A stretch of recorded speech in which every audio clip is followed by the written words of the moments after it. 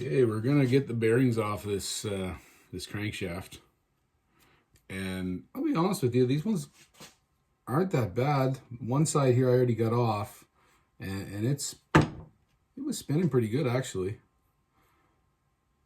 Probably would have been fine, but figure what's the point of going to this extent when I believe these bearings are pretty standard. They should be pretty easy to replace, so we're gonna pull it off. Get a good measurement on these now.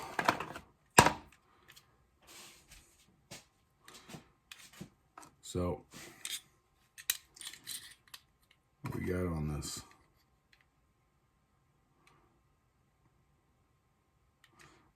That's a 40 mil.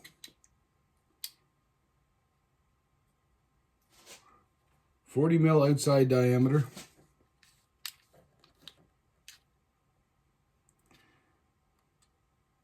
17 inside. So 40, 17, and 12.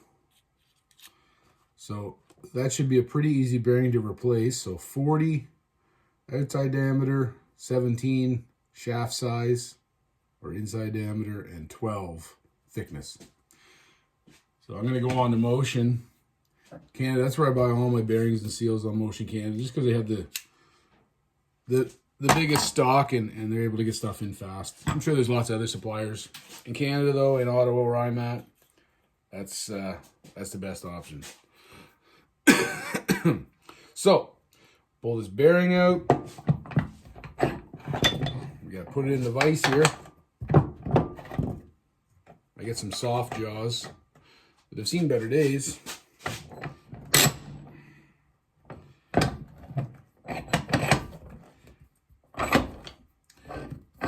Tighten her in here as tight as I can get it.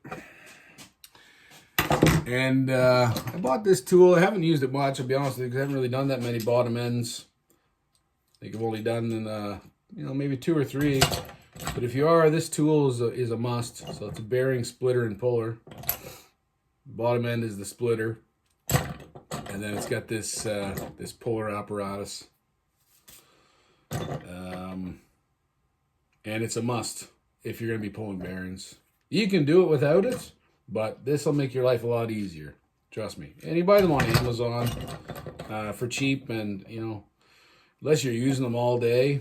I mean, you probably could use this professionally actually, but for a hobbyist like myself, this does the trick. So, actually, I don't want to put that on there yet. I want to heat the bearings, so it'll make your life easier, so you don't end up, putting too much pressure on the end of your crankshaft. These should come off pretty easy if you heat them. So we're going to use a heat. So you need a splitter and you need a heat gun. So if you're going to work on old saws and stuff, like I said, I got to plug it in.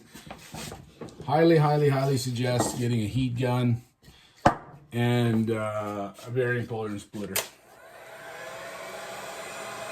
So heat this guy up. And I'm not too worried about overheating it because it's not going back on. But if you were heating this to install it, you would be worried about overheating it. Because it'll turn all blue if you overheat it. And that's not a good thing. So when I go to install these, I'm going to put the crankshaft in the freezer so that metal shrinks up. And then I'll heat the bearings. I'll have to look at the spec. I don't know. It's probably like 150, 200 degrees Fahrenheit.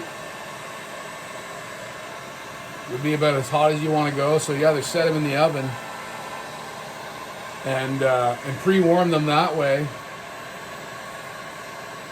And then they slide right on. If you're using a heat gun, well, you got to use a temperature gun as well, just to make sure you're not getting too hot.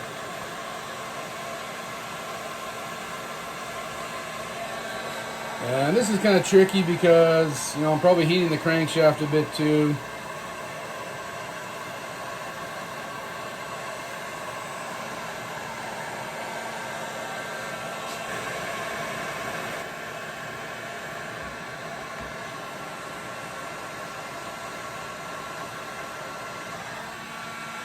we'll go with that for now. I don't think you got to heat it too much.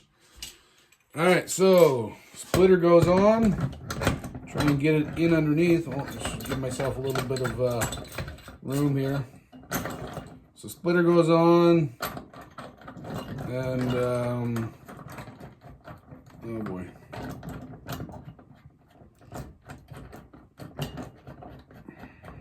I really loosened that off so I could get the last one off.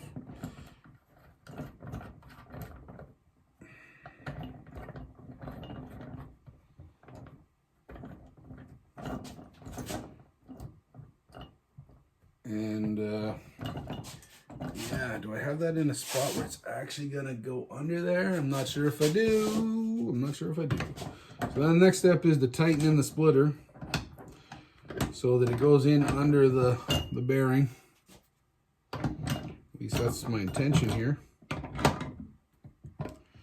This should hopefully lift it up a little bit. It's hard to see what's going on here, but I think that's what we got going on. I think so. And then you want to make sure that, yeah, this isn't exactly straight, is it? Yeah, you want this thing straight. I mean, it's not straight because you want to pull it straight out. So I would say that I don't have it in under the lip here very well. So I'm going to do a little bit more setup. Because you could potentially wreck your crankshaft if you don't have this thing lined up properly. You could mushroom this thing out a bit, and you want to avoid that, obviously. So try and start out straight as much as possible.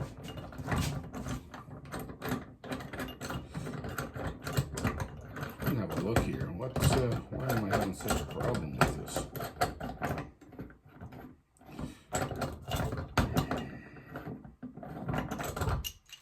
Why am I having such a problem here? So maybe if I just hold it in place like that and then tighten it in. Yeah, there we go. So little things I'm learning. I haven't actually used this thing that much, but if you hold it place, and then, you know, this part here I usually just leave it kind of loose until I can get it snugged up in place. Well, there we go. That's better. That's much better. Now I'm gonna have to reheat this thing probably because it's probably cooled down now that I've been messing around, and then retighten the splitter portion of it.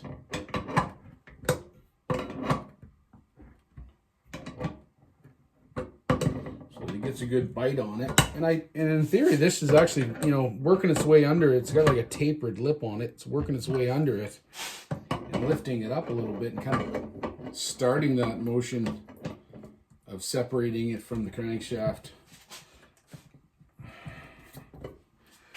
All right, so we look good. We look straight. I'm gonna go ahead and reheat it again.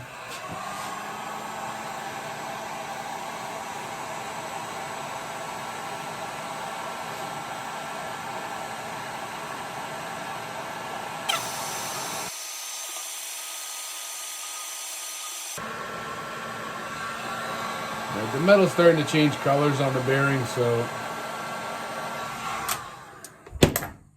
I'm going to say that's probably warm enough, and then go ahead and start tightening it in here. See what happens. Looks like it's moving to me. Yep, we got lift off. Lift off. So yeah, just like that. Bam. That's it. The bearing's off.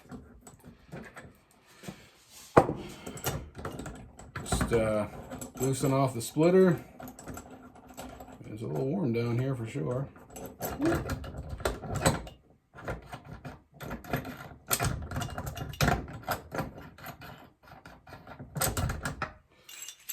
And I grabbed myself a glove.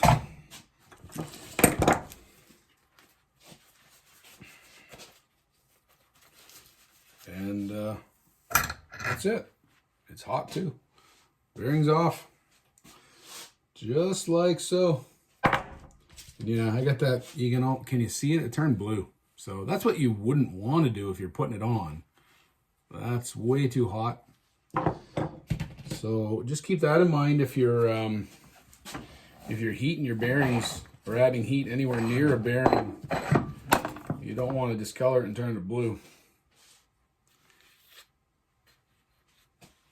There we go. So we got a crankshaft, no bearings. We're going to clean it up on brass wire wheel, make sure it's nice and smooth. Polish it all up there and get another set of bearings on there.